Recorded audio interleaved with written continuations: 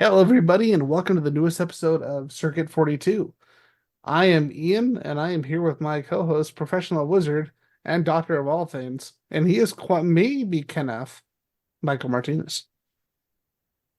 Hello, everyone. The strange thing is, like, I couldn't really agree with my wife on the pronunciation of Knuff. I really felt like Knuff was like it. I think she was pronouncing like Knuff, and Well, in the song, they say Kenneth, man. I, you did you see it more than once though? Did you see Barbie more than once? I only saw it the one time, but I definitely should see it again. See, I've seen it only once, but I've heard the song many, many times. Okay, and also like you tend to be like the good enunciation pronunciation guy. You Okay, know, you're here's our our name, our Rolodex guy. So I feel here's like a I trust secret you. for everybody. There's a great thing that you can do on YouTube when you look up phonetic pronunciations. Hmm. Yeah, it helps, and it Well, they makes you have that sound. also like on Google. I know, But anyway, and it makes you sound smart. no, I am definitely trying to be Knuff these days. I am about to head out to the Bahamas, which is going to be lovely. Trying to get some pre-tan going. Ian was being, a little friend of humanity and telling me that my arms weren't tan enough. I So, don't know what you're talking about, sir. It's yo, rude. speaking of, racists, Hey, um, not you, the friends of humanity, man. Fuck those guys. I'm kind of okay. So we are on episode 7. Um, oh, so we do have to get us everyone caught up in the first 6 episodes. Jesus So we do Christ, our Ian, previously on X-Men. if this is fucking making me. It's not Mac and me. I'm I'm not gonna going to do that to you again. Why would I'm I do gonna that to you? I'm gonna Why do flip you this assume the fucking worst of me, table sir? Why do you assume the worst? because I'm not like that. you're from Texas. That's why. I'm not from Texas. No one's technically from Texas. What does that even mean? Previously on X-Men. Oh Oh shit. shit. Then Professor X sent me to college, where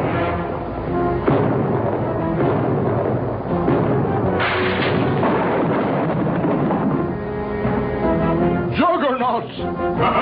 We should have some pants on.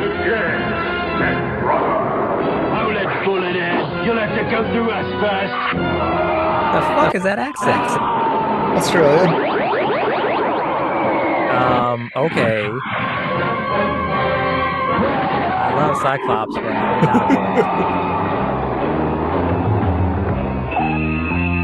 Look at that music. Actually, it's kind of legit. I love how every version of Storm is awesome.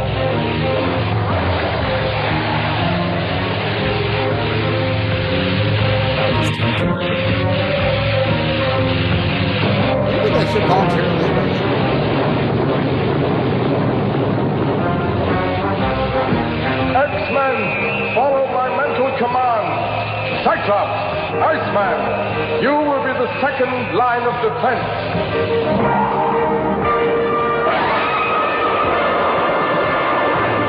Get back, Iceman. That Yeah, won't that's live for long. Bro, Actually, this really? is kind of legit. Yeah, but this is such a shit plan. It's It's literally gonna just fall gonna in go a through it. hole. Professor, shall I attack? No, stay close to me. I will need you. Okay. No, we have only one chance to defeat him. I like how 100% useless Angel is in this scenario.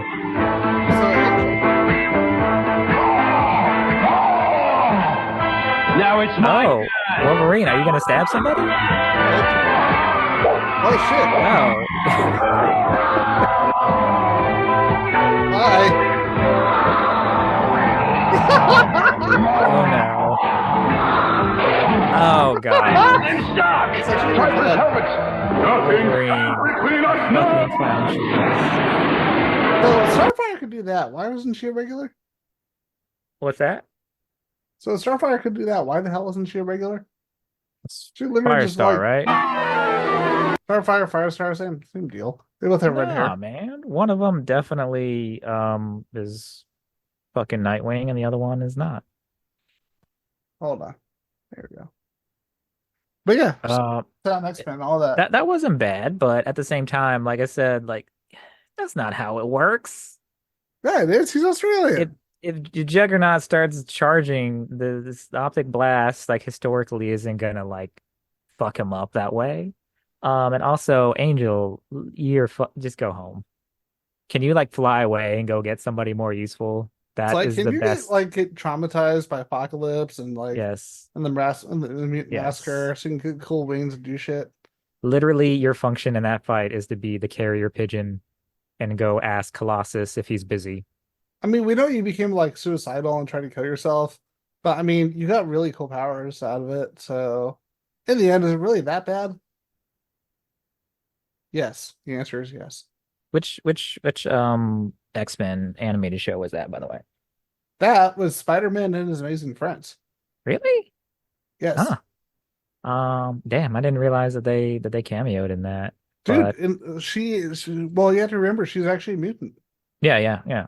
So like she was came up in the Krakoa era, definitely like towards the end. I'm not gonna spoil it for anybody. But yeah, they do touch on the fact that she's a mutant, and I think she was elected actually to like the latest incarnation of the X-Men. Yep. So And maybe see, they'll use her for the MCU. We'll see. see, it's relevant. It would be cool if they actually updated her fucking costume though. I Like, like come her on. costume. Come on. I mean, everybody else has gotten like 17 costumes since the 60s, and they think that she's too cool to have a different costume. Her This is costume bullshit. fits her very well. I'm not gonna lie. I think maybe it's just that like they can't figure out another costume that will stick with her, and they're just like, fuck it, let's just go with her Miss Lion bullshit. Funny thing is, Um, like, the more like Jen and I have been watching Spider-Man Amazing Friends, and we're like, so her costume just gets tighter and tighter with every episode. Animators just have always been perverts. I mean, yeah, I it's don't see a problem with it, but latex basically. yeah. So we are actually now on X-Men 97, What? episode 7, Oh shit! Episode 7, episode Bright 97. See, Eyes. it was planned, man. There was nothing planned about that. So actually previously on X-Men, shit went down. They had their own like red wedding. Genosha went crazy, and then they had to take a little commercial break so that Storm could get her groove back with Forge. Totally happy for her. And meanwhile, Deathbird is just being just a giant space cunt. What are you Just talking about? She's completely. likable. Is she though? No, No, not at she's all. got like I think I said it last time. She's got very like Cersei Lannister energy. I love the part when Gladiator just pimp slaps the shit out of her. But anyway, now we're getting back to Earth Oh, I love after this episode. Xavier has like his little Yoda moment, his little Order 66 Yoda moment where he realizes the mutants are getting fucked up and he needs to go back to Earth. This kicks off when, they're dealing with Gambit's funeral. And naturally the spiritual leader of the X-Men, Nightcrawler, he's given the eulogy. Is very This good was a very stuff. emotional beginning for this episode. It was, and it really needed to happen. Especially because, we obviously we know everybody who like grew up with the show, everybody who is watching the show now, they know what it's like to see that, that 9/11 moment happen on TV. So they know like the full like macro view of it. But to take it down to something that's like more personal for the X-Men is like them losing Remy.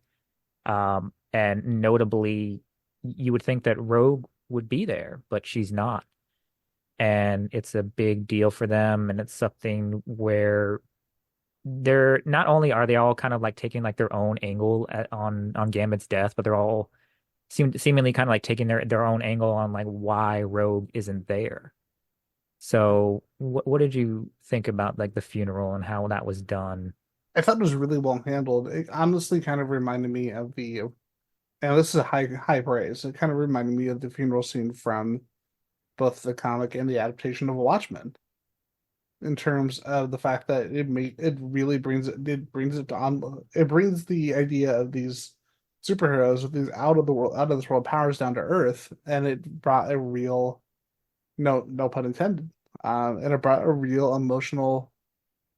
It brought you. The thing I appreciate is that is able to show that the show's able to bring these emotions to the forefront without having this gigantic event. We didn't, because the one of the things I would always dislike about Game of Thrones is that anything emotional had to come from a violent environment. And in this, yes, we're dealing with the aftermath of that, but it's just the characters being characters and dealing with it instead of having to have things happen all the time in order to have that reaction. And I thought the scene was really beautifully done. Seeing Nightcrawler as that priest is always something great to see. And at first I was like, where's the Nightcrawler that I'm used to? Where's the swashbuckler? But we're gonna talk about that later. Oh yeah. Really, it felt like Nightcrawler. Just our boy just basically like steals like every scene, and appropriately so. And you saw like in the previous episode, or actually, sorry, a couple episodes ago in Remember It.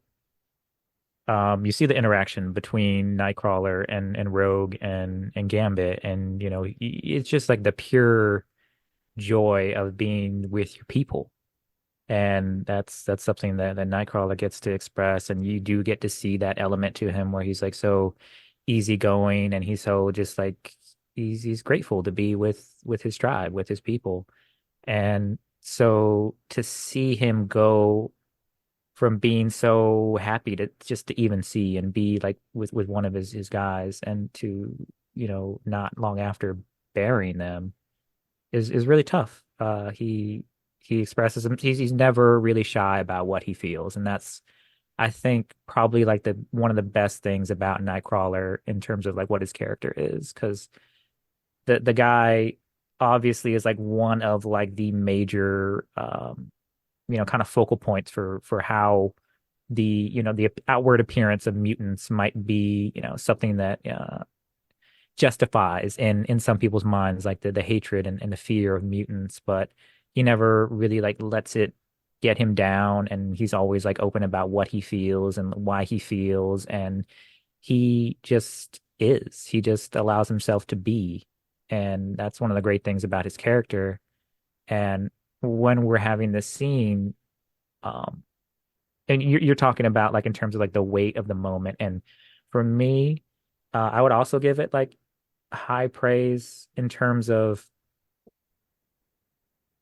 this reminded me of The Body. Yeah.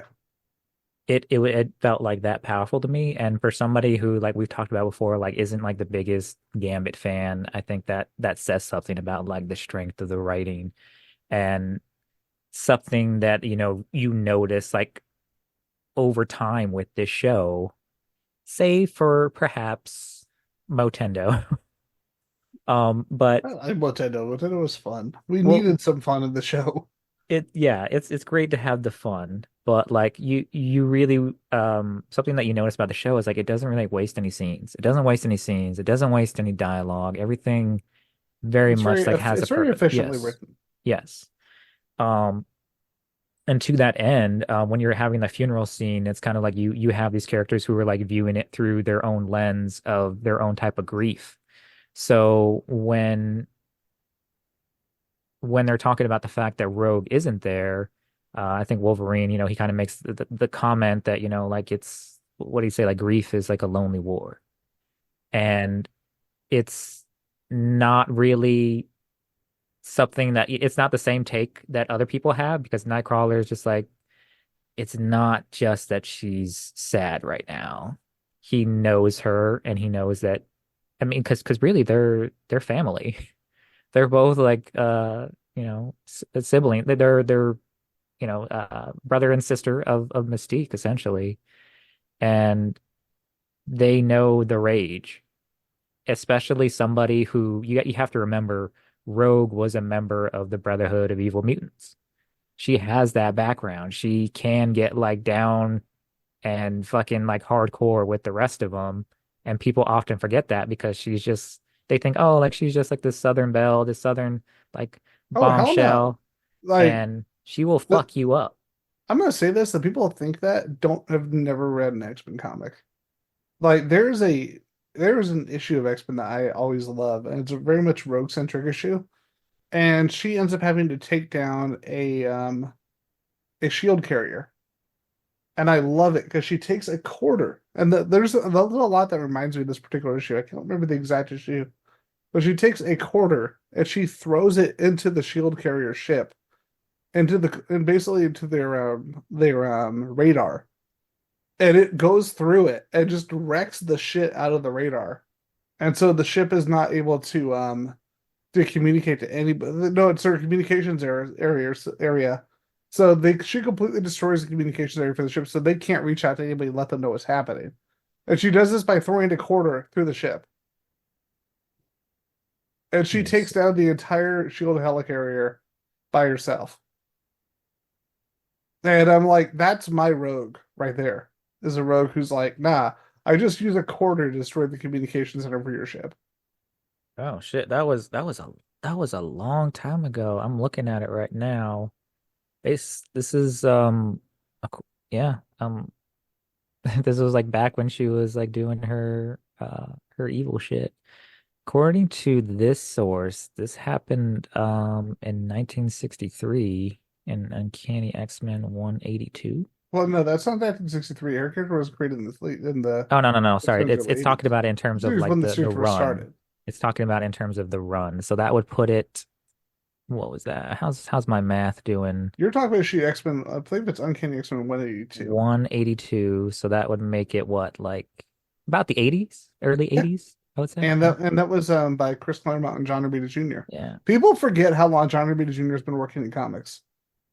Uh, I really like John Romita 1984. Jr.'s, This came out the year I was born because I'm an old man. oh yeah, it's just a couple of years before me. But I was looking at it and I was like trying to do the math and I was like, I'm gonna say 63, even though it says 63, but like that doesn't look like 63. No, I'm looking at it right now, but like the point is, don't fuck with Rogue.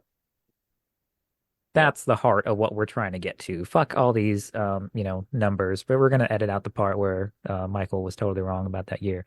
But I mean, I don't edit out the parts where I'm wrong, so so no. So when they're talking about like the fact that like Rogue is like so angry, it like flashes to her like fucking up a military base. And she fully does not give a shit. She is still sporting her X-Men garb, like going to town on all of these like soldiers. It doesn't look like she's necessarily trying to kill anybody, but it would not be surprising if like anybody died in the attack because she was just not giving a shit. She was in full like fuck all y'all mode. yeah. Oh, by the way, why is John Romita Jr.'s artwork better back then than it is now? I was hoping we weren't going to talk about that. I was just about to be like, I do like his Spider-Man with his with JMS, but he definitely, is a little bit inconsistent, especially, well, I think, I do like his work. I think he has like a good flair for action, but he's definitely one of those artists. Like we were talking earlier about like artists who sometimes like lean on, doing like the detail in the forefront and the foreground versus, falling off like and kind of depending on their colorists and, all that good stuff. And he definitely seems like somebody who started to lean a little bit more on the colorist as his career went on. And that just might have been a result of him just kind of being like, okay, I'm already successful. I don't, have as much to like to prove. I don't know his mindset, but His character work is so much more solid back then. Yeah. At least it's not as bad as Frank Miller, my boy, who just rapidly degraded. But anyway, Speaking of shit that's just like rapidly degrading. So we talked a little bit, and I'm not gonna like completely like dive into this, but there is a little thing called recency bias. So when it comes to recency bias, like you see like a lot of people who watch the show like back in the day, and who also did not watch the show, and are just kind of like, seeing this is the new thing. This is X-Men. It's Let's so check it damn out. good. So it is. It's very good, but at the same time, it also kind of like there are people who just don't have the greatest media literacy, just kind of like taking some of this stuff like at face value. And this was probably like the worst episode for that. And that's not to say like this is a bad episode. Rather, what I'm trying to say is like this is the episode where it felt like it was the most misunderstood. Does that make sense? That makes perfect sense. There is one thing I wanted to touch on real quick. I think this episode honestly captured like the mood and atmosphere, probably the best of any of the episodes except for the finale. And and it's one thing and one scene, a couple scenes. But I'm gonna just say one little bit to kick it off. It was a one-eyed, one-horned, flying purple people leader. One-eyed, one-horned, flying purple people leader. Because That I'm was sorry, creepy. I know, and it it took a villain who I've always loved, and it's like, oh shit, here is his full potential. Yeah. So one of the things that comes out in in the episode, actually, I think it kind of suggested at the end of the last episode that that Sinister was kind of like in place of Cassandra Nova. And I was really hoping that Cassandra Nova was going to, make an appearance or like be hinted at or whatever, but I'm like in the same boat that I was when it came to like The Last Jedi, where I thought I had like everything figured out. But then, even though I didn't have everything figured out, what I still got, I absolutely still enjoyed the fuck out of. Yeah, So this was definitely like a treat for like the 90s comic book readers like yourself. I And loved being Ron, by the way, from yeah, the last because I was re-listening to the last episode where both you and I were like, it's Cassandra Nova, and I love the fact that I was wrong, that I was absolutely incorrect. yeah, because it would have been like a little bit too predictable, and it also would have like locked them into like certain storylines a little bit sooner. Um, because we were talking about how you mentioned how like essentially like this wasn't the first time, or rather the most for me anyway, because it happened around 9/11, was like the most significant like Genosha, like, mutant island getting fucked up event was around Morrison's run for E for Extinction. So I thought that they were going to that, but you pointed out that like this sort of, you know, mutant massacre for Genosha happened before. Yeah, Mutant Massacre So happened in the 80s, yeah. and it was because of So Sinister. and this was like kind of like where they made like their little turn, and that was kind of like a good like pivot point. And one thing that's kind of like touched on later in the show is the fact that this kind of thing for the mutants, them getting their own nation and then it going to shit, is kind of like a reoccurring theme. This gets touched on like in a later episode, but it seems like a cycle, right? And you can take like a whole lot of things from it. You can take from it the fact that, they're trying to just like reset for dramatic purposes and editorial purposes, that they want to make sure that they're still able to wring out as many storylines as they can and not really settle. It's kind of like the same reason why they can't figure out what the fuck is happening with Peter Parker and Mary Jane in the comic books. Now, to borrow a douchebag term, Peter is like fully getting cucked. Um, Because like Mary Jane, I think she has like a whole ass family with like some random guy from like an alternate dimension or some shit like that. I fucking forget. But anyway, so this whole like this like the mutants getting their own nation and then immediately having it go to shit is something that keeps happening over and over again. And so it kind of serves as like a great pivot point in terms of the storytelling to say like, okay, let's see what angle we're going at it with. Are we going with, the 80s mutant massacre? Are we gonna like bring in some elements of like E for Extinction? Are we Then we even gonna didn't. like do a little like, Krakoa-ness? Like what's our approach here? And that kind of like keeps us as the audience on our toes, and that's very, it's a good place to be, especially when you are like a comic book nerd and you think you absolutely have it figured out. And it turns And out I'm you don't. so happy I didn't. Yeah. Oh, can we give some credit real quick? Because we're going to talk about Bastion, but I have to give credit to the voice actor, the Theo James. Yeah. I did not think that was him. I 1,000% thought that was Neil McDonough. Yeah, because he was. If anyone who's seen The White Lotus, he's Cameron Yeah. Sullivan in The White Lotus, and he is. White Lotus is so good. And it's not a great series, but he was the male lead in Divergent. He played the character Four.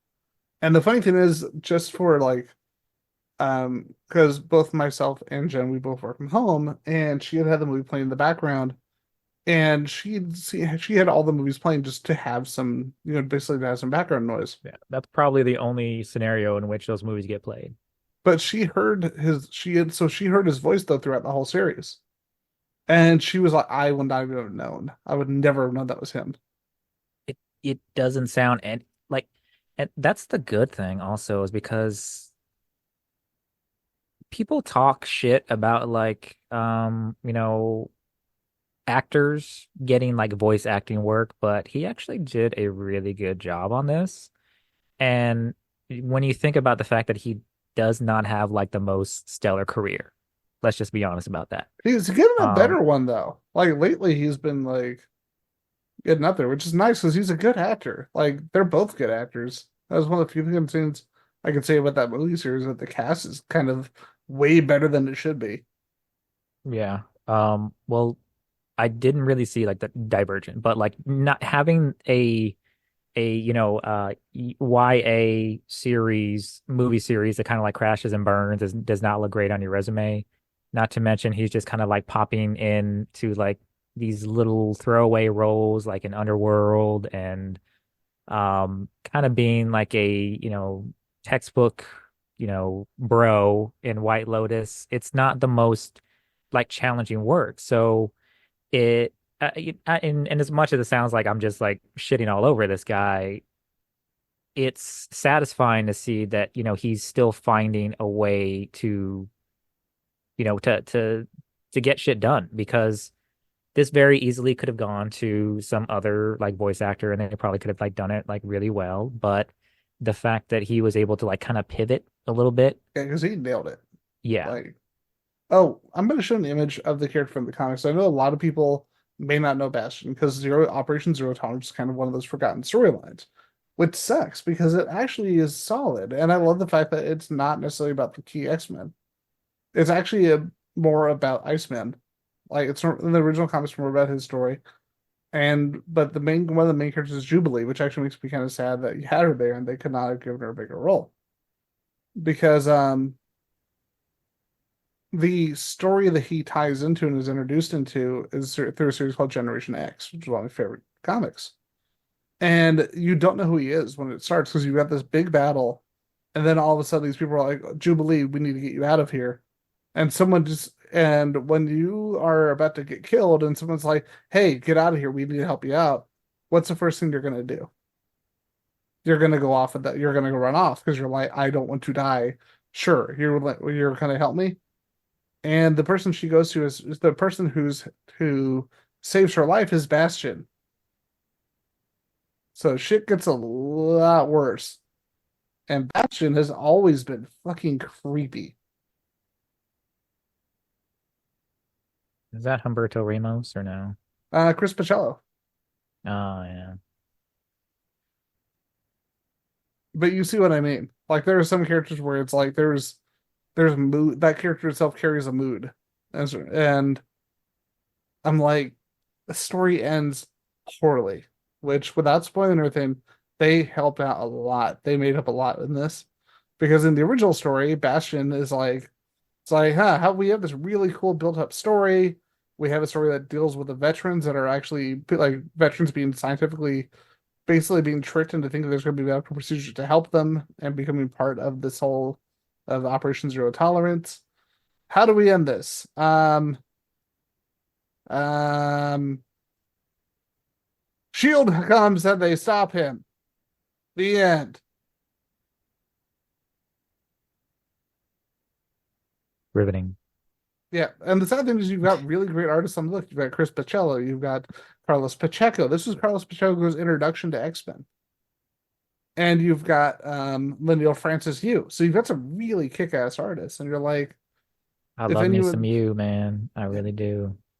and this comic was the one that for me made I'm like, shit, Pacheco is still and seriously, we lost him too soon, man. He was an amazing artist. But for me, this actually made Pacheco my Iceman artist for X-Men. You throw. I know you probably have some. Can you throw some of his Iceman art up there? I Oh, think I know exactly the piece that comes to mind. Because like it hold didn't on. wasn't he like pretty like critical to like that run kind of like establishing like Iceman as an Omega, Yeah. I want to say. Well, actually, no, it was actually Lobdell and Joe Madureira before him. Yo, man. Let me see if I can find a good picture. I think I know like the exact one. 'Cause he's got like a distinct like texture to his art. Yeah. And it's Liquid doing the colors, which actually worked really, really well.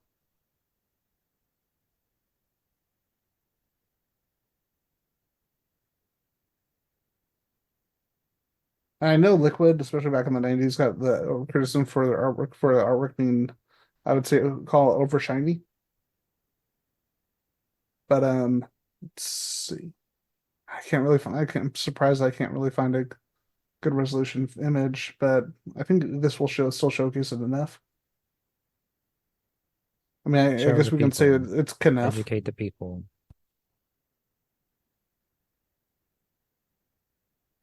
You Yeah, need to blow that shit up. yeah, it's gonna look like crap if I pull it up. But you see what I mean, though. Yeah, In terms of the style and the color, it's like this is still my Iceman in terms of the way it's drawn. And I don't yeah. know why. I feel like the blue works better than just making it just like the opaque. Uh, where the fuck is Iceman in this show, by the way? Dead. Even goddamn, Spider-Man and his amazing friends had Iceman there fighting the Juggernaut for a second. Where Oh, the fuck is Iceman? speaking of Iceman, he's going to be at the convention I'm going to. Frank Um, Welker's going to be there. nice. Okay. Oh, sorry. Focus up, Ian. Oh, So, oh, and by the way, I love that we still have Chris Britton, the original Mr. Sinister, as the voice of Mr. Sinister. oh, Sinister. He's like just being like a sassy little bitch in the background. He's being Um, Mr. Sinister. Oh, yeah, and as a carryover, because a lot, you know how we've talked about a lot of the actors for the original X-Men who aren't showing up with their main parts, but they have small parts throughout the show. The original voice actor for yeah, there you go, names. The original actor for Morph is actually in the show as well. And he is actually the voice of guy. I can't remember his name. what is happening Robert there? Kelly. Oh, he's the president. Yeah.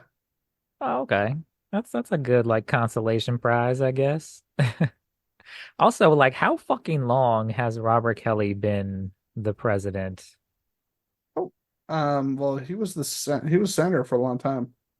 Did he just like I could have swore that was like part of like one of the show's like central storylines for Yeah, the OG. like him becoming president was supposed to be like a good thing, I I think think, like the or second season. yeah, and they were trying to like prevent like his assassination and shit like that. So yeah, I've because I always think liked his character because he's just very complex. He's one of the few human characters, from the first human characters to really change his view on mutants. yeah, we'll see how that goes. So one thing we kind of touched on this like a little bit, and I want to circle back to it about like this episode kind of like really it's like there's not a great way to say it, but this episode like really exposed the casuals. Yeah. So in this episode, Rogue is tearing shit up. And in the process of tearing shit up, she encounters Captain America, our boy, Chris Who Evans, America's ass. So, but the way that a lot of people took this interaction made him sound like America's ass. Like he was like, so there are a couple things that Rogue says when she's talking to him. She calls him like America's like top cop. She basically accuses him of doing nothing in the wake of Genosha. She takes his shield and says like, "Oh, you're not going to help me the way that I want when I want you to help me. Fuck just your chucks the shield." shield. And throws it. And there were way too many people online being like, "Yeah, I'm with Rogue." And so I want to say some things, and people can talk shit. It doesn't matter because I'm right and they're wrong. Um, Rogue was wrong. Yeah, because Rogue was wrong. She was angry. She was angry because she lost somebody. And to put this in context, Captain America, you are talking shit to somebody who has liberated concentration camps. You are talking shit to somebody who has been credited by like more than one president and person who knows what the fuck they're talking about in that universe as probably being the um the person most responsible for ending World War II the way that it ended. You are talking shit to somebody who has lost everyone because he is a man out of time. You are talking shit to somebody who has watched like his friends and his fellow soldiers like die, like they die in his arms. He lost everything. And you are like basically spitting in his face and telling him he doesn't know shit about like grief. He doesn't know shit about what it means to see like a genocide happen. And it's like Rogue. And to Captain America's credit, like he's not the type of character who's gonna like tell her that to be like to turn it into this little like grief pissing contest. So he kind of just like lets her vent because he knows that's what she needs. Also, I want to say like this is like a perfect example of what it means to treat an imperfect ally like an enemy because he's not an enemy. You have to remember the whole reason why she encounters Captain America when she does is he is on Gyric's trail. He is on Trask's tail in the wake of Genosha. He said like this wasn't just like a thing that hurt the mutants. It shamed everybody because on some level they realized there was, some kind of like involvement from the government. And so Cap is like the person who is always like immediately like rooting out the fuckery in the government and squashing that shit. And if he was already on top of that, he probably would have been in a good position to arrest Gyrick and Trask if Rogue hadn't been like going around choking generals and like asking about them and causing them to go to ground.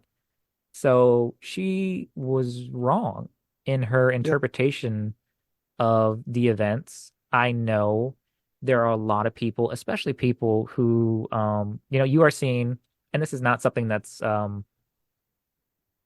just unique to like the X-Men, but it's probably like the most prevalent with the X-Men. But you have like a lot of members of like marginalized communities who identify very much with the X-Men and what they're going through, and they're just, I think, sometimes like overly eager to agree with them, that they don't realize that there's like more than one member of the X-Men. There's more than one take there. There's more than one um there's no consensus there really, especially like in the wake of something like this. You have Rogue literally going rogue, doing crazy shit, and people are just like, yes, Queen. And it's like, maybe no Queen for a second, maybe think Queen. Can But, we? people can talk shit, but that's just yeah. If you disagree with that, I'm sorry, but you're wrong.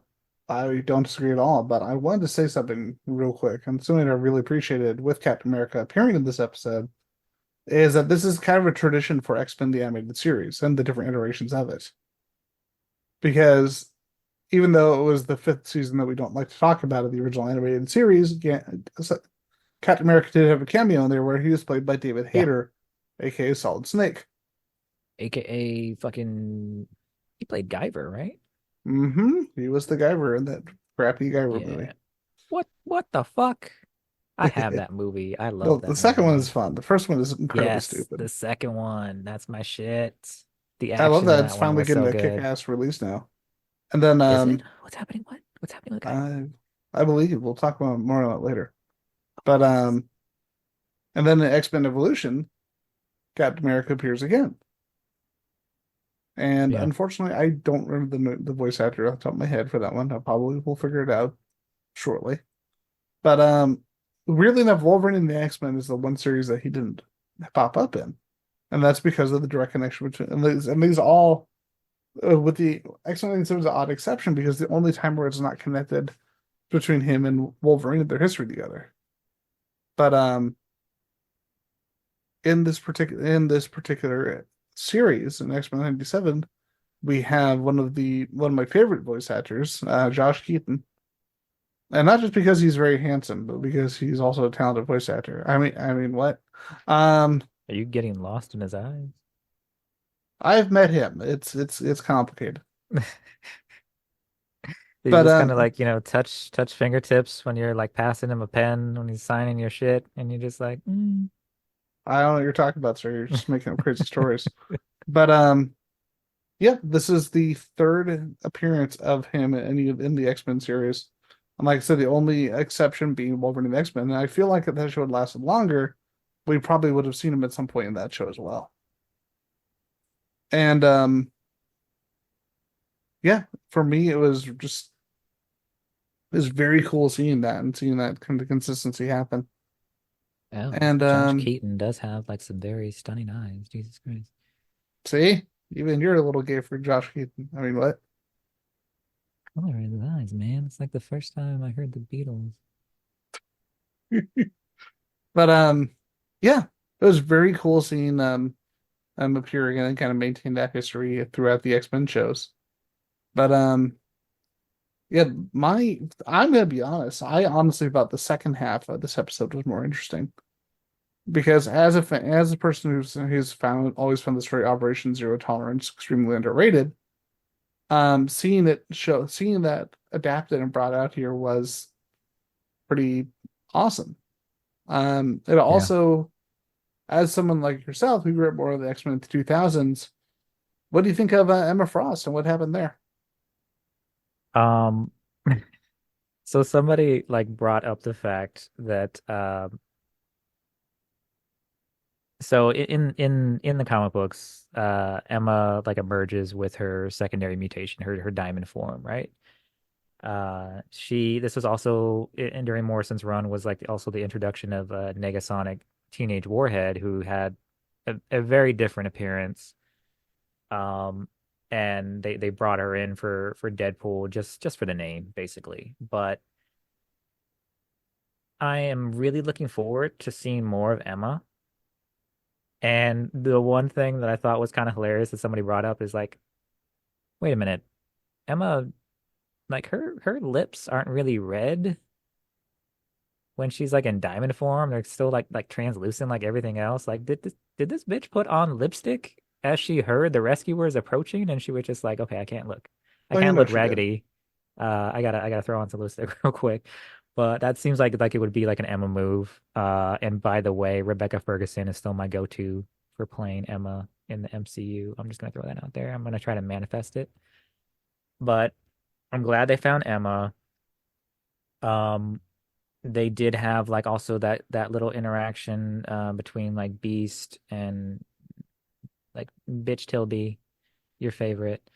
Um, so there I'm laying off on that because when we were listening to the episodes, there you was like some went back and anger. you're just like, oh my God, like what did Trish Tilby do to Ian and his family? Like Oh, she like Trish Tilby is terrible, but Trish Tilby like fucked Ian's dad and but you just know what? I got a Trish Tilby hate out for one episode. no, it's like so the thing that also the show like they did is like it did a good job of kind of like throwing up like a mirror to like the fallout to like a 9/11 type event in which like you like have to deal with like the politics of it and the you see Scott like talking shit to the president in the same way that he's like disappointed in the response to it in the same way that Rogue is kind of like disappointed. The only difference is like he's not going out and choking generals and shit like that. But Yep. when they do eventually, sync back up, uh, I thought that was like a really good moment because it's it's the like it's like the closest family members. It's Nightcrawler who comforts Rogue, and it's Jean who comforts Rogue, and the thing that a lot of people like tend to not understand about like when you go through like a very traumatic um event like that when you lose somebody close to you is you get so self-destructive. Yeah. And part of like that self-destructive, mode that you switch into is like you kind of actively avoid the the structures that are there to support you. You run away from that because you feel like you don't deserve to feel better. And you see that with Rogue. She runs away from the X-Men. She definitely could have got their help to track down these same people because that they wanted to bring Trask to justice. She knows that they wanted to track down Gyrick and figure out what the fuck happened because they knew something fishy was going on, and everybody did. And that's kind of like the point of like the Operation Zero Tolerance. The one thing that I think that is kind of like terrifying about like Operation Zero Tolerance and things like Orcus in the modern Krakoa era for the X-Men comics is you see in the beginning of the show what it's like when you have like these bumbling like January 6th, MAGA fucks who are going after the X-Men. And when they start to get like a little bit of tech and when they start to like kind of like get their shit together a little bit, things can still get like very wrong very quickly because it's just like any kind of like domestic terrorist event. There is a great line in the Spider-Man 9/11 comic where JMS like is kind of like writing Spider-Man's internal monologue, and he says, um, I believe it was something like, we cannot go to the places where madmen go to dream of things like this. So they're not ready. And so when you are not ready for like even these like pieces of shit to come at you, that's one thing. But when you have like Operation Zero Tolerance and you have like Orcus and you see how scary it can be when like the worst and most powerful humans get together and decide to end mutants, and you're just like, that's like, holy shit. Like it's one thing to like tackle the general like, brick throwers in the day to day, but when you have people with like unlimited budget and so much manpower to like be working around the clock to end you, it's fucking horrifying. And that's what we're starting to see, and we're starting to get hinted at like an Operation Zero Tolerance. And goddamn. I wanted to mention something real quick because I did find out some information. So Ron Rubin is the voice actor I was referring to, the one who was the original voice actor for Morph and plays President Robert Kelly. And I did want to mention something kind of pivotal because as people know, I do like Gambit slightly more than you do, slightly. Um, so there were some cameos, and I know a lot of people are like, "Oh, it's the people from New Orleans from the Thieves Guild," and it's actually the cameos at the beginning of the episode. It's actually his brother, Yeah. and his wife Belladonna. Yeah. That was such a like a random ass like episode too, like dealing with like the externals and all that. Oh, I And kind of love it. they It's not never very really good. circled back to it either. That was just like kind of like the weird thing. I think they will, especially with how like the finale went. But obviously we'll get to that later. But I Well, did think it was a little bit weird to have like this little like bayou god that we're fucking about with. who here's the funny thing. Um, it's a perfect example of a character's. First off, it's a perfect example of a character design in the cartoon being significantly better than the one in the comic book. Which one?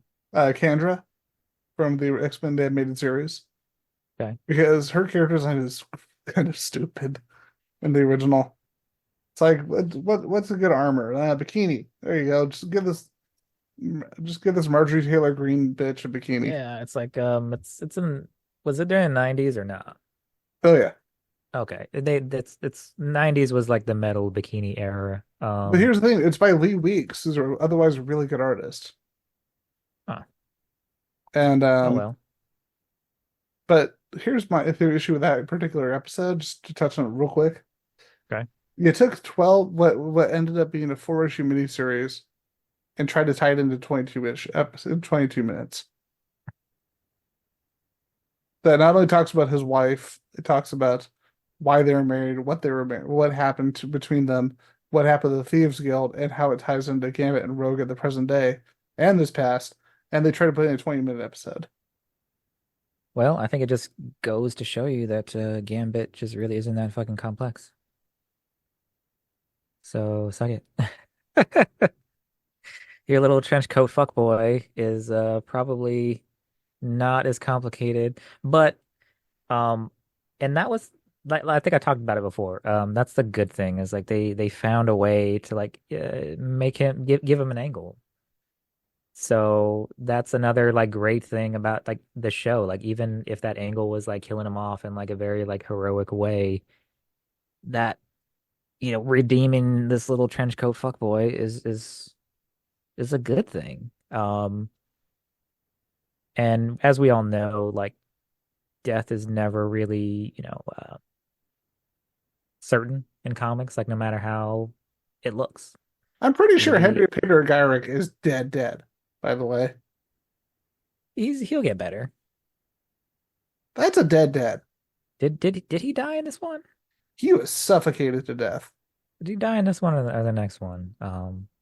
So it sounds like we're trying to get to the next one, but what happens at the end of Bright Eyes is Rogue essentially activates the Sentinel's trap card by killing Killing Trask. Bolivar Trask. Um, It's that moment where there, it's like she got really lucky that apparently there was a whole trap set up. Because otherwise it's like you just killed a man. well, I think he's still technically dead. Um, like I think his body died, but it got like reanimated by got better. the Prime Sentinel protocol that like happened.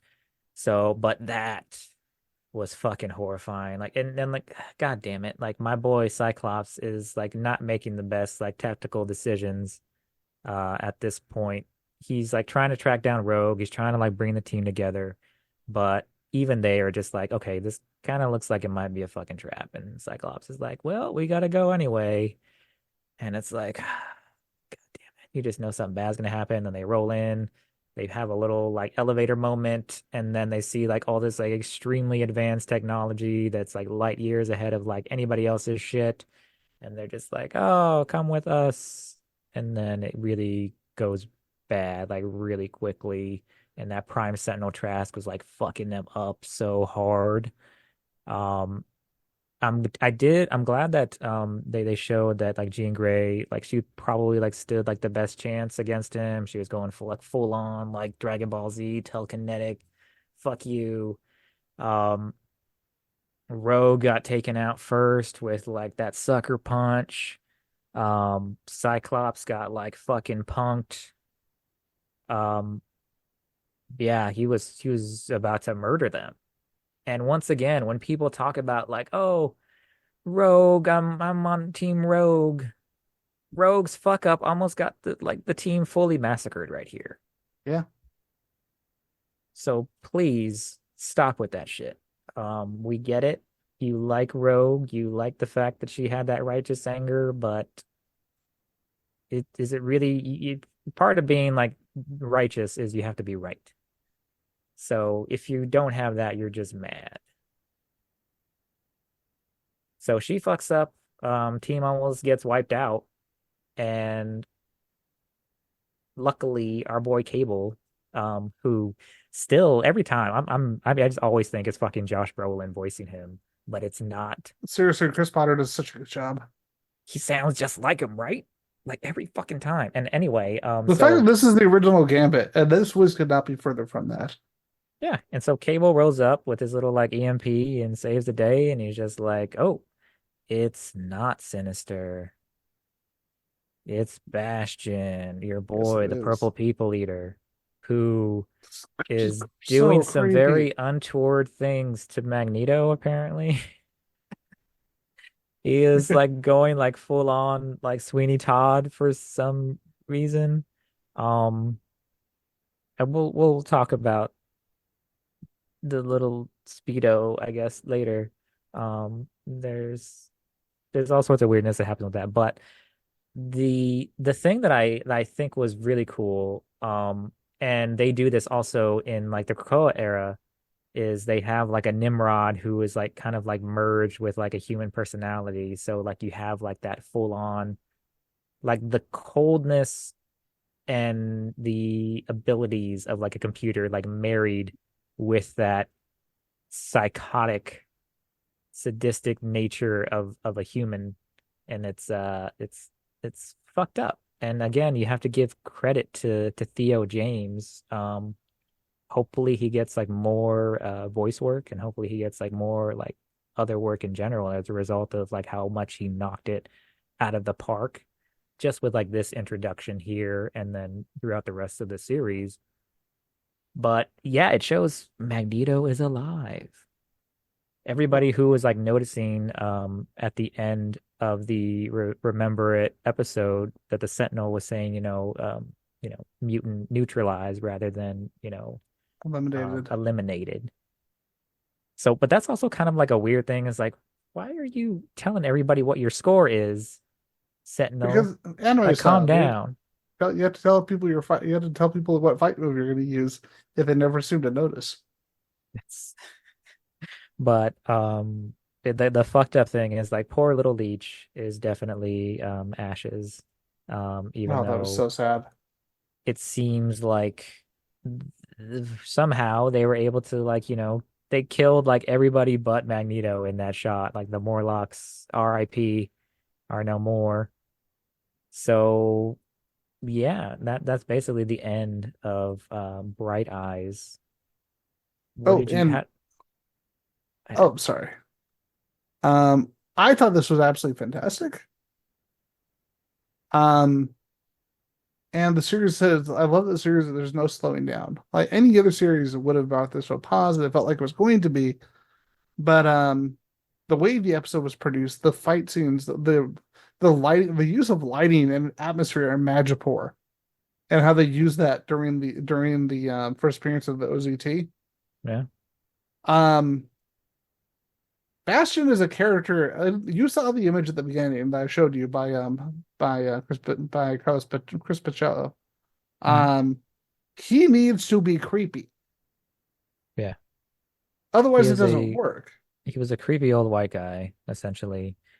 Um, and it's weird that a lot of creepy old white guys still aren't getting the hint that maybe if they have qualities similar to some of these X-Men villains, they should probably stop doing that. But like the voice work, the style, everything about this episode, visually, this is actually my favorite episode of X-Men 97 from visual aesthetic because they nailed mood. And oddly enough, in animation where you have more control than you do live action, sometimes that can be really difficult to do. Yeah. It was a really, really good visually. See, if we just talk about it in terms of like straight visuals, mm, maybe I would still say like overall, maybe Life Death Part 2 might be a little bit better Oh yeah. because of all the storminess and the imagery. But there's still like, and that's a great thing about the show is like it's not slowing down. It just keeps on like ratcheting it up like more and more and more, and you're just like, um, we can calm down at any time now, right? And that's always the great thing about stories like this. Like you need a competent fucking villain. You need your villains to be just as competent, just as powerful, just as like having their shit together as the heroes, if not more so. They need to be so much more prepared because like especially if like they're just like one of them and they're taking on like this world-beating team because that was the thing that they had to show at the beginning of the series. They had to show like the X-Men like at their most like you can't fuck with our stuff, teamwork. We just rolled up to your master mold factory. We were cracking jokes while we were taking down your sentinels and we were like body slamming them and we were like hopping into them and having a good old time and working them like a Pacific Rim Jaeger and shit like that. But And people are going to respond when you attack them. yeah, and so Yeah. and that's kind of the thing. And it's very similar to like the Avengers, right? Like you get like the Avengers, like especially think about it, like in terms of like Age of Ultron, right? Age of Ultron, um, you see the Avengers going after like the Hydra bases and they're like fucking everybody up and they are just like have that cool little like moment where they're all together and they do their little team When they sync do the up little attack. thingy. Yeah. And so they're just even the bad guys are just like, oh, like we're gonna beat them, right? And they're just like, no, they're the Avengers. So, one thing that I really wanted to happen in Age of Ultron is I wanted the Avengers to really lose. But I can see like why in terms of like the whole like breadth of the MCU, they needed to save that for Thanos. Um, but here it's the same thing. You see the X-Men in the same way that you saw the Avengers, like fucking everybody up and just like at their top of their game. But then they get blindsided and they are just completely not prepared for like how much this villain hates them and how competent he is and how prepared he is. And they really have to scramble to get their shit together just to survive. And that is exactly the type of story that you want to set up. Oh, real quick, because before we wrap up this episode, episode 7, we have to talk about the fact that we kind of forgot to mention the cameo, the creator cameo in this episode with Yeah, Tamayo and Jake Castorena. Of course, the creator and the director of this particular of the X-Men episode, the main director of the show, and they kind of kill themselves off, which is kind of dark. Well, I mean, it's their show, so Yeah. they Um, can it's their party. They can do what they want, as I they think say. we've really touched on everything with this particular episode. Um, because we kind of hit all the major parts of this. Is there anything else you can think of before we move on to Tolerance to Extinction Part 1? Mm, nah, I'm good. All right. I'm gonna take a brief break. We're gonna pause real quick. Yes. All right, welcome back to everyone. We are talking about the next episode of X-Men 97. Tolerance is Extinction, Part 1. Yeah, so we kind of like touched on, I can't remember if we were recording for this. We kind of talked about how the studios are kind of fucking themselves right now by like throwing every movie that's halfway decent or has some hype around it out like within the next few weeks. I don't know why they aren't spacing them out more, but Because if you when they put get everything back, together, you'll make the money. no, no, only The one of them money. is gonna like come out on top, and the rest are gonna fizzle out, and then they're gonna be like labeled like disasters, and like that's gonna be even like it's gonna have like higher weight to like how fucked up the movie industry is and the fallout of like this year, because this year is gonna be so weird. Our budget's Um, only $340 million. We can make that back. but I guess what I'm trying to get at is so if you've been to the movies like a lot like I have, I know Ian, you don't get to go out to the movies as much, Yeah, you but love movies a lot. they've been like replaying a bunch of like movies, like nostalgia based movies, or they're just like they will put on like TV shows and shit like that, premieres. So I feel like this Tolerance is Extinction three-parter, that would be so cool to see on the big screen. Hopefully, it's So handled better than the 40th anniversary of Transformers. I hope they do that. They've been re-releasing a lot of stuff for like their 20th and 25th anniversaries, like Lord of the Rings, and I'm pretty sure they're doing it with like the Spider-Man movies, and they're doing it for like the Matrix movies. So some of the folks who like weren't old enough to see them in theaters at the time, are getting to see them on the big screen, and it's pretty cool. I hope that they show this three-parter. I really hope they just do a thing where they maybe like a three-night event where they do like you know several, three or four episodes, and then three or four episodes, and then bam, cap it off with this like three-parter, because this is definitely some of best the best work that like Marvel has done. Um, This show is probably the best thing that MCU Marvel has done at all. I'm gonna I say it right now. so I don't know if I would go that far. I'm I talking s- outside of things like the first Black Panther and Infinity War and Winter Soldier, but this is on um that level. yeah, it's still like very, very, very good, but I hesitate to like put it up there just in terms of I want to avoid like the recency bias. It's still like very good. But I also like to think about it in terms of there are definitely things with live action that are harder to do than there is in animation. Um, you're probably like a lot more restricted, like in terms of like the camera work. You get to, I know like you have things like CG and all that, but you also have actual like real people who are going through like the CGI like crunch from trying to churn this stuff out at like the highest level. But what I want to say does make this show so good, and it kind of like goes back to because like me and my wife have been checking out some of those movies that they've been re-releasing, and so I think one of the ones that we rewatched was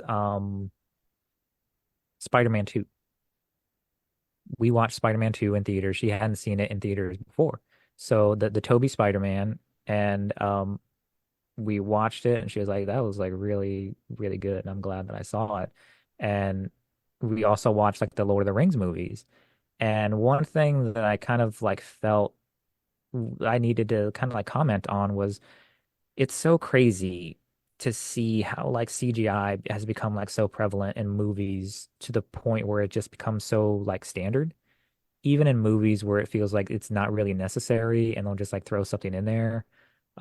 But it definitely felt like in the early 2000s that th the focus on CG was like seeing like who could come out with like the coolest technology, who could like top what this other guy had done and who was setting like the new bar.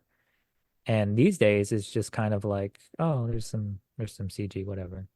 Like there's a giant spaceship like fighting this other, you know, space crocodile and there's yeah, whatever.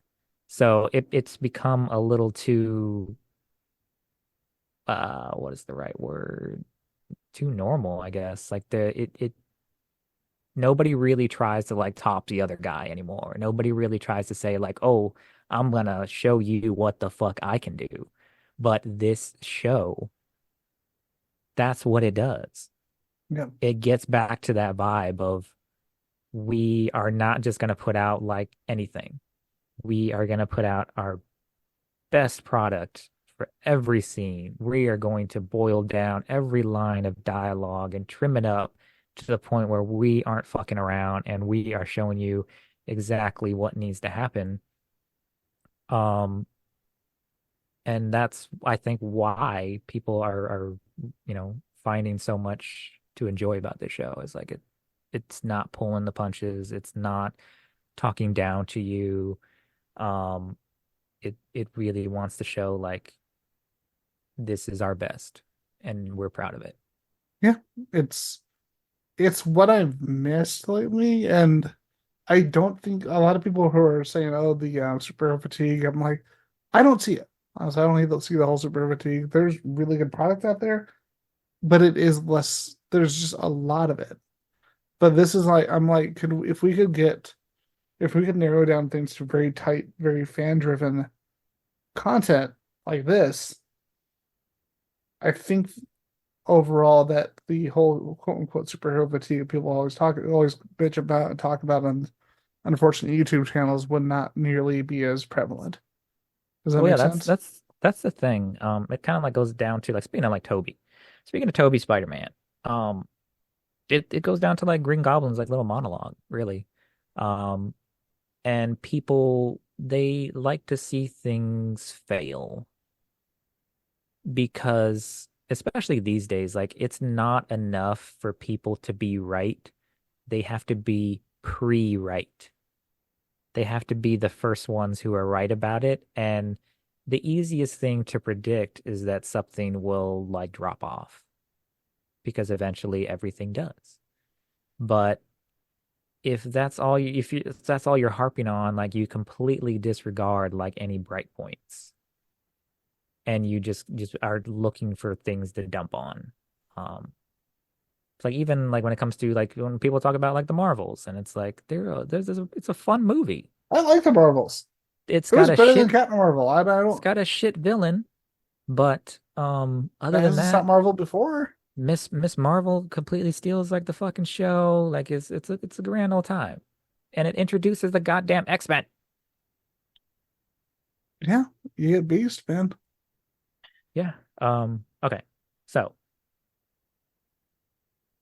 the fact that like it's like this we're talking about it this way and we're like putting it up there because like we talked about before, they aren't fucking around with the scale. They aren't fucking around with trying to make sure that this is like a good, solid, like cinematic experience for everybody. So this has been set up. So like Bastion is he's been established. This is him. This is the fucking guy that we're going with. This is our real big bad. He um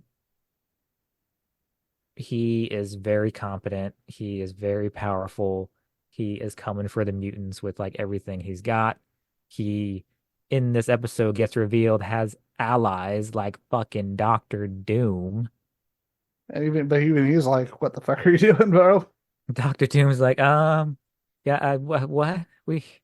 Um, when Doctor Doom is like, so like Bastion is going like full on Trump right now, and Like Doctor Doom is like North Korea just being like, could you maybe I'm you going to settle point out the down a little one bit? flaw in episode 8 and 7. All right. There's a character named Daria. She gets Okay. mentioned once, and she is one of the Sentinel Prime. Daria has basically been forced to do what she is doing. She does not want to be a part of this. She is basically being forced to be the second in command of Bastion, the kind of the assistant. In the comic, she turns against him and actually frees Jubilee, who has been taken, who had been taken hostage by Bastion. Was she the little bald chick? Mm-hmm. Okay, yeah. Yeah, And some people were making memes like Bastion has like recruited like the worst of humanity, including Jada Pinkett Smith. yeah. So But um like this character has basically just been forced into a background character, which is yeah. really annoying because I'm like, that's the one thing I would have fixed. But at the And same they time, basically gave her role to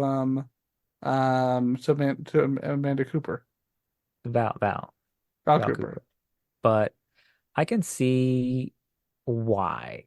And part of it is like you don't want to rehash like what they did with like the high or not the high evolutionary, but the collector from Guardians of the Galaxy, where he had like his little assistant who turned out to be like a little crazy and zany and fucked up his plan a little bit. Um, I think maybe they were trying to avoid that, and also I'm not sure if did Daria have any dialogue? She basically had no die. I don't think she did. Yeah, so they were probably It, like, let's let's not hire a whole other voice actor for that shit. Let's just make it Val. Um, as I've rewatched, I think just about every episode I've seen more than once now. And in retrospect, it does seem like there are bits that they could have expanded on. They definitely could have expanded on what happened to Madeline after she left. They definitely could have expanded more on like what Genosha was like before any of the other major characters had shown up there, and how it transitioned to being like a mutant haven, how like the Hellfire Club got more power there, things like that. yeah. Um, and they definitely could have explored that, but we had to get Motendo instead. Um, Hey, I will no, say this. I like some of the retcons that they've done to the show from the comic because in the comic, I can't say anything on this one yet. I think okay, at this point, considering the date's the 19th of May, I feel like everyone has basically finished the show. I'm going to mention something from later on. okay. Bastion is not a mutant. He's not a mutant, people. No, but Bastion is but because they hint at it in 97, but in the comics, he is not a mutant at all. So that He is is not another human. thing that's been bugging me about people's takeaways online. He's not a mutant in the show either. It's very odd because it seems like they won't go all the way one way or another on it. Whether he is So or what it is. that was the thing though, because like even I think it doesn't get explained in this episode, it gets explained in the next episode. So they try to say like in this episode that Bastion potentially could have been because this whole episode is about like Bastion's origins, and it goes on to show that essentially Nimrod infected the sperm of his Oh janitor no, dad. Bastion is Nimrod. Yeah, Bastion I isn't know. real in the comics. It's just Nimrod. And it So was one of the weirder choices that they made. it is weird, but at the same time, like you have to remember like what happened in the OG show. Like both Bastion and not Bastion, but both Nimrod and Apocalypse kind of like got like detached from space time, and Nimrod like seemingly, according to this, like sent his essence.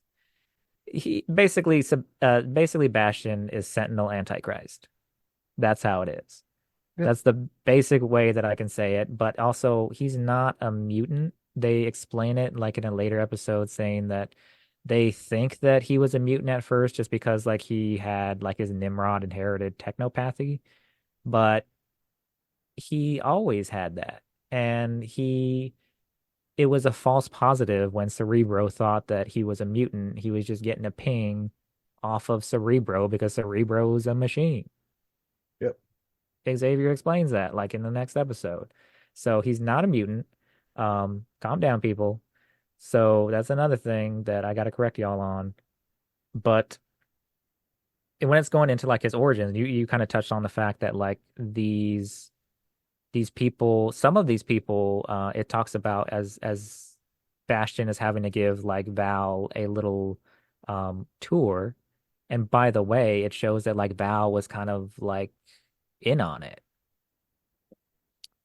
Oh, and they, which by the is way, they go far darker in the comics, if you can believe it, I with some of bet, the stuff I to bet. the point where, and I think this would have been considering a lot of the social commentary. I think this would have been something that where they may have drawn the line because he basically recruits. There's some anti-mutant people, but he's like, "Oh, I need more people, and we're not getting enough people, so we're gonna go to veterans and tell them, hey, you know those illnesses you got during the war? This Yeah, hospital is gonna help you. They're gonna help you cure your issues, and they actually cure. They actually do, but yeah. they don't tell them that they're basically being used as part of zero tolerance." And one of the Well, characters he actually has developed throughout Wolverine, and you're like, "Oh, you're a good guy," and then they end up having to kill him by the end of the yeah. story. I think I might have actually read that one, but That one was fucking maybe they sad. didn't want to go that route because it would be like a little bit too reminiscent of like what they already had done with like the Extremis for Iron Man 3. Yeah, So that makes it's sense. possible, but they do touch on like later, I think like I don't think it's as much in this episode because like you have to remember a lot of what is explained in this episode is from Bastion's point of view, or it is from um Jean's kind of like psychic imprint, like walkthrough of his origins. So you get very, very like opposite ends of the spectrum type of interpretations of what he's up to. You get his view of it, you get his whole like uh Mean Girls, Regina George like solo where he's like explaining his motivations and whatnot. And obviously like in his viewpoint, he's going to be the hero.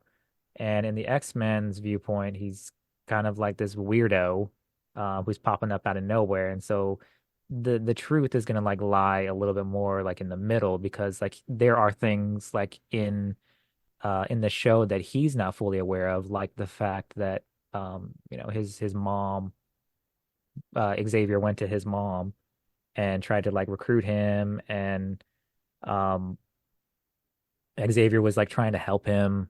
And so that these were kind of like details that were like hidden from him as he grew up. And so you actually see his mom and the X-Men go to like try to track him down.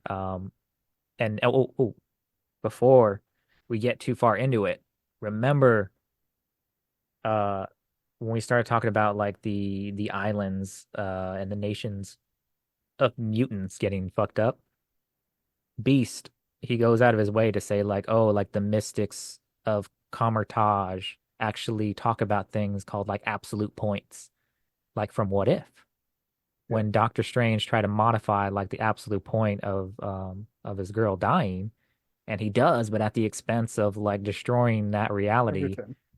So Cable tries like many, many, many times to undo this, and it just can't happen because it's an absolute point. And so that's one of the ways that it kind of underscores that like Gambit's death is not going to be so easily undone. And it also like underscores like why this is something that is almost like universally or necessary. And it's kind of fucked up I to thought it have was like interesting how everybody online automatically assumed that Gambit and everyone's deaths was going to be is going to it's just something that will be fixed no. by the end of this season. I think that was just like such a like a very if you grew up with the show, like you thought that maybe it was going to try to like back out of it because you had this perception that it was just like a Saturday morning cartoon and they weren't going to follow up with that or follow through and let you feel it. But like the more you start to see like the emotional fallout of what happened, you started to realize there's it would be so cheap to go back. Oh, by the way, I love seeing Reverend Stryker instead of General William Stryker. Um, so that was him like on TV, right? Yep. So yeah, he was on he was doing his Mike Pence impersonation. Um Like that pants. was every time I Like see hot that pants. that fucking panel, it's like, why does he look so much like Mike Pence? Um but yeah, that was something that was interesting to see. Um One thing though with Oh, this and I. episode, Oh, sorry. go ahead. I do love the retcon they did for bringing Cable and combining Cable and the OZT. That the techno-organic virus is what's being used to create the Prime Sentinels. Yeah. They're doing a really good job kind of bringing Oh, these elements together that were never connected. because you have to, Hmm. because that's the thing about like X-Men comics blew up in kind of like the bad ways in the 90s, I would say. And I'm just saying that as like an outside observer. Like it Oh kind no, of there was a lot of convoluted mess. it got up its own ass because it was like so popular, and especially with, Jim Lee, you know, making that such like a visually appealing book, and Yeah. people were really gravitating towards it, and they milked the ever living shit out of it to death until the point where Marvel went fucking bankrupt. Hmm. Although that was not the reason. Like It there's a definitely helped. Yeah, but here's the thing. When Jim Lee and them were in the X-Men, that was when the books were selling millions of copies. Yeah. Like literally, people don't realize. A lot of people don't realize that they have that X-Men #1 by Chris Claremont and Jim Lee has still not been topped in sales numbers by any comic book. Which is Because crazy. yeah, it was 9 million copies. Yeah. If I remember, Chris Claremont said that he used his royalties or part of his royalties to buy his mom, who was a pilot, a Cessna plane. Yeah. That's crazy. Um, so they are doing a great job of like interweaving like all these elements and like picking and choosing like what works and what doesn't work, and kind of like working their own like little retcons in there for making it their own. And that's really refreshing to see, because I feel like maybe they didn't do that as well in the OG series. Like it still felt like it was a little bit like beholden to the comics. And that wasn't necessarily like a bad thing, but it is nice to see them kind of innovate here and like tinker a little bit. So I think that's part of like what makes it refreshing. Yep. So as they start to investigate Bastion and his origins, things get very like body horror very quickly. Hmm. So Um, his mom pulls like a fucking a psycho. I want to say so creepy. It was so well it done. was. So like the Summers, Cable, Jean Grey, and Cyclops go to like track down the mom, track down Bastion, try to figure out what they're up against. And his mom turns out to be a Prime Sentinel and does this whole like, body bone breaking fucking creepy ass thing, and she That was starts like some going at him. Cronenbergy stuff. I dug it. Yeah. And at the same time, the same thing happens for like Sunspot, his butler, and Ian's favorite, Trish Tilby. Eh. So I and got they all that get Trish Tilby hate out in one episode. Ow. they they all get attacked like on this multi-front thing, and they realize like, holy shit, like we are, you have to remember, like they all almost got fucked up by one of these things in the last episode. And now they are getting swarmed by these goddamn things. Oh, real But quick. Oh, sorry. You go, then I'll go. I was just gonna say, but last time they didn't have Nightcrawler. Yeah. Um, we got to talk about that fight scene Oh yeah. Um, because holy crap. So a lot of That people was have that been that shit have was been like, sexy. That's all I'm gonna say yeah, right now. they've been, a lot of people have been saying like, oh, Wolverine hasn't got a chance to do anything. We've even talked about in the show, like Wolverine doesn't really get to do anything. Even like in the OG show, like he would always just like talk shit and just be like, I'm gonna fuck you up. Here's the I'm gonna wharf, fuck you man. up with my claws. And just let me get a hold of you. And then he gets like, within grabbing distance and like he gets like thrown across the room or like knocked out because like he just wasn't allowed to stab anything because of censorship.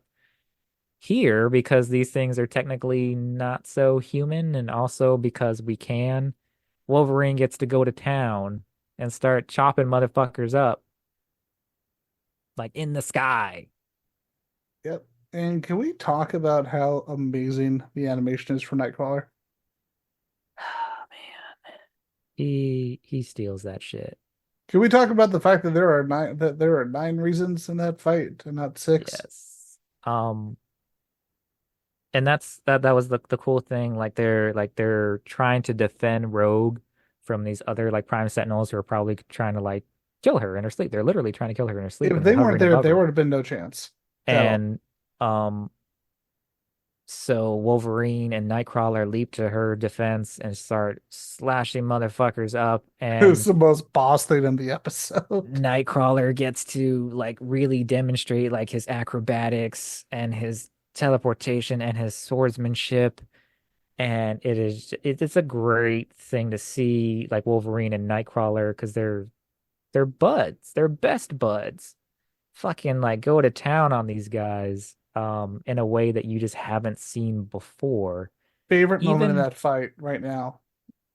Because Nightcrawler is one of my top three X-Men. was is your favorite moment the teleport? Yes. That was cool. Because I'm like, holy shit, that would fuck you up Yeah. if that's never happened to you before. But it's kind of weird though, because you'd think that like Wolverine has been like teleported by Kurt before. Well, he probably has, but like we haven't seen that as an audience. Yeah, I Like we've guess. seen it in comics, and like when you're using the comic, it's like you go from there to there. Yeah. Or And for people who don't know, part of like Nightcrawler's like abilities, he's actually like traveling through like another dimension yeah. when he's going from place to place. And usually in the comic books, they will mention, especially like during the beginning when they're like setting up his character, like the smell. There's always like this like brimstone smell as Nightcrawler is traveling like from between dimensions, from going from our dimension to the teleportation dimension back to ours. He brings that through, and the bamp sound is like the collapsing of like the gases, and um it's very well done, just like everything else in this fucking show. But like to see these two friends go put their backs up against the wall and fight to defend Rogue was pretty fucking cool. Um, I also want to talk about how awesome it was to see Cyclops have a little fun at the expense of the latest Blackbird. Even Jean is like giving him shit about it. Um, she's kind of being like a mom also to Cable. She's like forcing him to put his seatbelt on, and she's like scolding Scott. She's like, "How many fucking Blackbirds are you gonna crash, man?" It's it's the rule of X-Men, man. It's standard though. Yeah, it is. I mean, don't you know that the mansion is made of matchsticks? It's kind of like Yeah. Tokyo in every anime ever. I'm honestly surprised like this was like that it only got destroyed once in this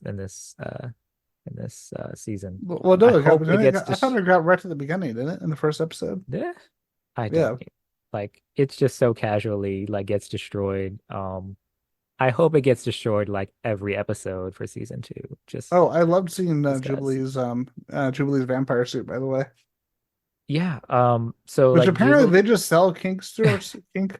suits, clothes at the mall. What mall? I've been shopping at the Um, wrong mall. I mean, but what? oh, it is important to note though the whole reason why like Sunspot and Jubilee go to the mall is because they have this interaction with Sunspot's mom.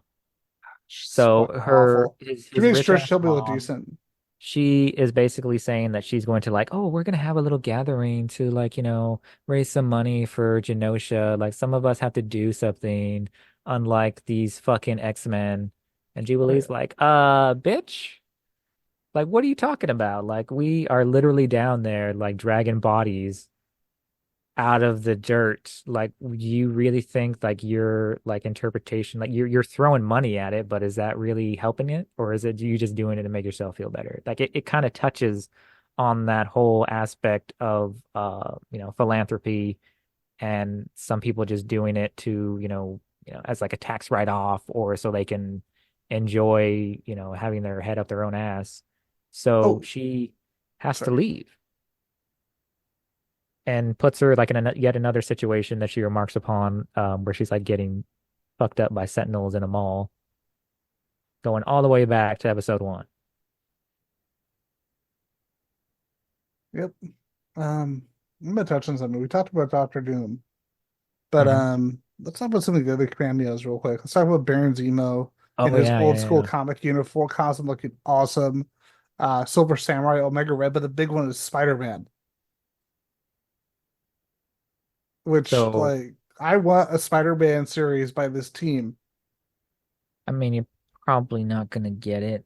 Um, Spider-Man 98. it's not Eh. gonna happen, man. I'm so sorry. Well, they're coming out with like, remember, they are coming out with like a new Spider-Man animated series. And it's actually set like in an alternate universe. Oh, you mean It's like kind of like Spider-Man Unlimited, everyone's favorite? it's kind of like Tom's like Spider-Man, but like trying to mix it in with like the comic books and like some of the Tobiness. Um, it's a little weird that they're That sounds doing it messy. like this. Um, have you heard, you've heard about this, right? Your friendly neighborhood Spider-Man? Yeah. So that one is gonna be interesting, but I'm kind Why of is it? curious like how all of this is gonna end up, like if and how it's gonna link to like Secret Wars. Because My I'm concern is that this show is going to be really messy because the fact that the only people they've confirmed so far are Daredevil and Kingpin and Bentley Whitman, whoever that is. Oh, damn, that sounds so familiar. I mean, Is that's the wizard's that's the wizard, right? I don't know. Pretty sure it is. Let me look this shit up real quick. Bentley It's, Whitman, I'm pretty sure. it's Dr. McLeemo from Star Trek Lower Decks. There we go. Bentley Whitman. Yeah, it's wizard. Okay, So this part of the reason why I know that is because like his little clone was like rolling with the Future Foundation for a while, and he had the same name. I do like that Joe Dirt was in the cartoon. I'm That sure was you pretty do. good. Um, so this episode, like, it had like a lot of action in it, a lot of really well done action. It kind of like, um, it is kind of like reminiscent of like The Matrix, and also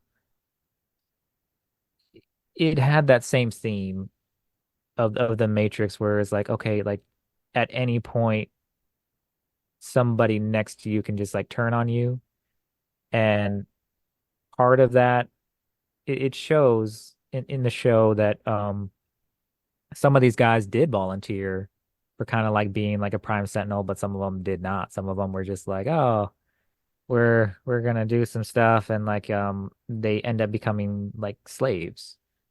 Yeah. And that kind of starts to undermine the righteousness of what Bastion is trying to do, because ultimately, and I've said this before online, like some people they tend to take like, just because like some of these villains or some of these characters like deliver like some really cold lines, doesn't make them right. In the same Yeah. way that like when Rogue was talking shit to Captain America, um after the X-Men are getting like all like surrounded and fucked up, and we get to see this sweet little like Porsche moment that was like reminiscent of like the first X-Men movie, where like little pretty boy Scott does his little smirk when they're just like, "You have a Porsche?" And he's like, "Fuck yeah, I do." And you're watching the X-Men like fight to survive, and Jubilee tries to do her little, she tries to fly using her powers, and it does not work very well. That's funny. Um, Fortunately, Sunspot is there to save her. But speaking of moments that get misinterpreted from this show, at the end, it turns out that Val is feeling so much guilt about what she did that she lets Magneto go. Yep. We don't really see it happen, but you see that she sees a almost completely naked and greased up Magneto like splayed out. He's got his whole Like, like Wolverine cosplay from what he got from the Claremont days. yeah, yeah, and like the memes have been especially the ones where it's like South Park where he's just like Sharon, why'd you take his pants off? So that but what the reason why I think that like Bastion did that is to just piss him off. Oh yeah, this was the vibe, Yeah. and I'm glad that this was very intentional. So I thought that the whole reason why Bastion was in the shaving thing, the whole reason why Bastion like took his clothes and like splayed him out like that was just like to completely dehumanize Magneto as like his trophy. And I think on some level he might have like been prepared for the possibility of Magneto escaping or somebody letting him loose and just like letting him like exacerbate the situation like even more, Oh, which he fucking does. I thought he did it on purpose. I thought Bastion knew had an idea of what he was going to do, if not to the extreme that he was going to take it. Yeah, because like that's his whole thing is like he wants it to escalate. And in that regard, he is the same as Magneto. Because Yep. Magneto wants it to escalate too. And speaking of lines that get misinterpreted, the big line at the end of this episode was Magneto was right.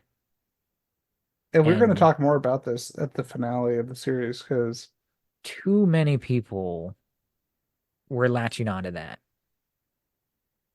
Too many people were like saying like, "Oh, yeah, like he's actually right." And it's like the whole like seeing the Thanos was right scrawling um the graffiti in Hawkeye. And it's like, "Oh, we get it. You're like a nihilistic, junior high school little bitch, but you are wrong." And I'll say this, like I don't give a shit about pissing off people online. Magneto was wrong. why? I'm gonna say Magneto was wrong, and he's wrong because he's a supremacist, guys. And the How do you not realize that? and the funny thing is, and the complexity of it is with Magneto and always has been, is that it's somewhere in the middle for me because sadly there is a point in the comics where he does lead the team, the New Mutants, which is actually Yeah. Robert DeCosta's team, and he's actually doing a really good job. So But you still deal with the fact that he doesn't really get it because even though he he's doesn't trying to believe do it. good, no, he does. That's the sad part, and it just falls apart because he's still Magneto in the long run, no matter how much he actually wants to do good. Like there's a point where he actually with the there's actually a point where the Hellfire Club approaches him and invites him to become a member. He's just like, no, I'm not going to because of what you represent and what you're trying to do with mutants and what you're doing to all of us. Well, like my thing is like I feel like he only believes it up to the point where it's like it's useful. He believes it for Xavier. That's Like, what I'm saying though. Like yeah, you can't do this for somebody else. It's not something that you can do for somebody else. It's not something that you have to actually buy into it. And he doesn't. It's performative. yeah. So he believes so the only like his angle on it is that mutants are so much better than humans that yeah, we are the ones who have to like lead you into like a better world, and that's like his angle on it. Um, but the thing that fucks me up about the Magneto was right people is they always forget that Magneto is a supremacist. They always forget the fact that like, and they latch onto his like philosophy, but it's one thing to have a philosophy, but then when you start to actually put it into an action, and that action becomes like a genocide, you're wrong. Like his whole thing is like, I'm a Holocaust survivor. So I got the numbers on my arm. So I'm gonna say never again to genocides whenever I encounter them. But except for the ones that I do. And it's like you're a hypocrite. Um, and the whole thing about like people try to say like, oh, he tried to walk the path and like but he was on Xavier's path for like 5 seconds. And then when shit got hard and shit got real, he jumped off and went back to being a villain again. And it's because being a villain is easier. That's why there's more of them. But Well, being a hero and being an X-Men is supposed to be about being something more. And it's not supposed to be easy. You're part of the thing that comes with like being the good guy in any scenario is sometimes you're going to be the one who gets hit first. my problem with what they're doing right now with the first season is that because we, as people who are coming to this without as much background knowledge of the older comics from like the 80s, the 90s and 80s, especially the 80s, is that you're used to seeing Magneto in a villain role because Marvel wanted Magneto to be in a villain role like all the time after Yeah. Claremont left. And there were years of which you see him actually working to be better, actually working to be to basically take it to what Xavier was trying to do. Yeah. And if you whenever you read Age of Apocalypse, you'll see what I mean because there's nothing of the menu that was there before because he's like, no, in my world, Xavier is dead, and Yeah. he basically promised him, I will keep it, I will bring your dream to the world. And that And is it's the same thing that happens with Cyclops that I talk about. Like whenever Cyclops is like he doesn't have like a crutch like Xavier or somebody else like in a leadership to like fall back on, he becomes like his best self because he has to be. So this is what I mean, whenever by the way. yeah, Like this is a man who, like, you look at this scene right here. Is this somebody who's evil in the long run, or is this someone who really is trying? Just in the one image there. and that's the thing like that they had to show like in the show is that Magneto, when you're a villain, you're able to do these things and you're kind of like an underdog and like in your own head. And when you lose, it's because like yeah, you're up against like the system and you're trying to bring it down and every every roadblock, every stumble is a result of, like it's you're up against something so big and you're up against the status quo and you're such a fucking rebel. But when you're the good guy, when you have people who believe that you're a good guy, when you have people who believe in you, like Leech believed in him, and you still fail, that's what he couldn't handle. And that's the kind of shit that like the X-Men, they have to handle. They have to be like equipped for actually failing and still like believing the next day. Yeah. So that's where like Magneto fell apart here. And maybe after the finale and the events there and what they're gonna go through, he will kind of like still try to be better. It seems like that he should. So that's gonna be very interesting to see. But like the whole Magneto was right thing, you gotta remember you are hearing this from like the most habitually wrong person in the show.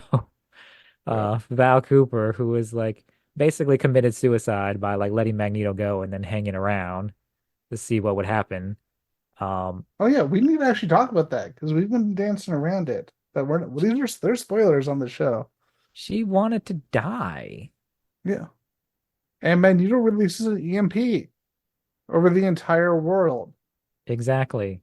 And he does it He with the delusion of stopping Bastion and stopping Zero Tolerance. But this doesn't read as an action of I'm trying to stop this person. This reads of an it's action I'm trying to stop everything. it's about him. It's about his trauma. It's about this like it all goes back to like 9/11. Like if when you're so angry and you're so full of like grief that you just want to hurt someone and it doesn't matter whether it's the someone who deserves it the most, you're still gonna think that you're right.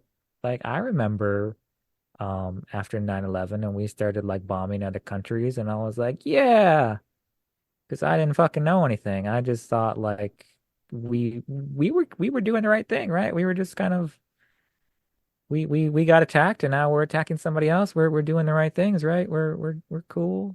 We're still the good guys. That's kind of like what Magneto is doing here. He like indiscriminately sets off this EMP and probably kills like thousands and thousands of people. Women, children, men, mutants. They're dead and he did that. And instead of owning it, he's just kind of like, well, casualties of war. And Xavier's like, oh shit, things got damn bad. Hey, my space bird girlfriend, I gotta go. Hey guys, I'm here. Hopefully everything hasn't gone too bad since I left to go pay my space bird girlfriend. Just I hope that pigeon pussy was worth it, man. Um You fudge fascism. But no, like he does come back and that's all good. And then he does his whole little to be my X-Men thing. Um and the Prime Sentinels get knocked out and it sets it up for the big showdown that needs to happen. And it really starts to look like what Wolverine says is Magneto declared war, and now because of that bullshit, the X-Men are gonna have to fight on two fronts. Yeah. They're gonna have to go after Bastion, and they're gonna have to go after Magneto because Magneto's throwing a little bitch fit. And really that sets up the next episode. Yeah. And so with that, where can people find you, man, on this crazy mutant fueled world of Circuit 42 and the internet and social media? Well, I have been memeing it up lately on Instagram at Four Ducks Pilot a Man Suit. I have also noticed a lot more people have been joining Threads. I am on Threads. I really only ever post there when it's like I can do some cross posting with my other social media platforms. Other than that, I do have that same Facebook page under Four Ducks Pilot a Man Suit. Yeah. And if I need to afford more, toys, you'll find me on Feet Finder one day. Other than that, I'll be here. Well, there you go. Feed Finder. And everyone can find me as the creatively named Ian McIntosh on Facebook and Instagram. I put a lot of thought into it. Totally not just sharing memes making fun of Marjorie Taylor Greene. That's it. But beyond that, of course, you can find Circuit 42 on Facebook and Instagram. And you can listen to us on iTunes. You can listen to us on Spotify, all sorts of places, Google Play and all that magic shenanigans. Just listen to us, man. We are, I'm not going to say we're textbook narcissists, but we're on the internet, so we're close, man. But there you go. We just like to be heard and watched. So now you can watch us and be weird on YouTube. So that's pretty good. At Circuit 42. Yeah, I don't know how I feel about this. Now I gotta actually like shave for the podcast and It's kept me shaved. I'm proud of myself. I saw those first two episodes. I was looking like a hobo. And I'm like, maybe a razor is important. no, Michael's like, what the hell is coming that? together. It's coming together. We're getting our lighting situations, our camera situations figured out. It's turning into a thing. Mm-hmm. X-Men. Boobs. Those... Big giant boobs right there. John Byrne, random titties. Was that or was that not like the first comic where they interacted with the title? It was not the first. The first one was by Neil Adams, I believe. I believe that was X-Men 57. Let me see. I don't think he was the first to do it, but Neil He's Adams is just. definitely one of the earlier ones. Let me see. Now we gotta dive into this trivia real quick. I would not be surprised if Neil Adams did it too. Dude, it's sad Or going to did it conventions first, and not seeing rather. Neil Adams there. Because it seriously felt like he was going to be there around forever. Well, yeah.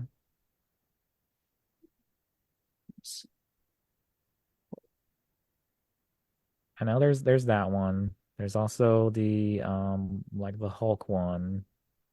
That's There you another go. big one. There you go. Yeah. That covers Although that feels like such it, the Phoenix one is so much better. but you know what? John Byrne, John Byrne totally borrowed from Neil Adams. Not in a bad way. Every artist kind of borrowed from Neil Adams. If you look at Neil Adams' work and you look at anything else that was happening in comics, it like okay. No, no, like Neil Adams is still a god, but I'm just saying like if I had to compare, just like it's just more appealing to see like Dark Phoenix doing that than Homeboy in his little tech suspenders. Is it sacrilege to say that Neil Adams is a better artist than Jack Kirby? Is that Maybe, sacrilege? maybe. Because I don't know. There's something about Neil Adams' figure work where I honestly Well, feel yeah, like he's obviously like one of the best like figure and anatomy guys that's ever done it. I mean, Um, because like you could take his work and recolor it, and but it when I think about like how many like designs, how many iconic designs that like Kirby put out that are still like to this day, you can't fuck with them like for a reason. Um, just like from a prolific standpoint, um, and also like appreciating the fact that like the influence that he had like on Bruce Timm. Uh, and I by the way, love like speaking of animation, so this show is like so good, I feel like that it's kind of like forcing us to like reevaluate like DC's like animation supremacy. But at the same time, there is going to be a new Batman show coming out from Bruce Timm and company. So it's going yeah. to be very exciting. Um, I've seen people really say like, oh, this is X-Men 97 is kind of shitting all over Invincible, and I would kind of have to agree. Um, Animation's a whole lot better than Invincible. But I Invincible's started still watching like Invincible very recently. good. Invincible still does a good job of, raising the stakes and all that, but just like the balance of the powers and the balance of like having to do like a whole like team book essentially is just always going to be more impressive Um, because you have to find time for like the quiet moments and you have to also like balance that with like the big action. And this is just like doing it on such like a high level. yeah. And with that, because I realized we got to wrap up, man. Yeah, That's you got to wrong go to again. bed. Nerds talking. Psst. Um, First off, God, the show's good. It is so damn good. Um, it's nice saying that about any superhero content right now. Um, Yeah. but for all those out there, make sure to listen to us on Circuit 42. Like I said earlier, make sure to watch us on Circuit 42. We're going to see you guys in about 2 weeks, just for 2 weeks, and we're going to be reviewing the last two episodes of X-Men 97 Season 1. And with that, I've been Ian, this has been Michael, and have a great night, everyone.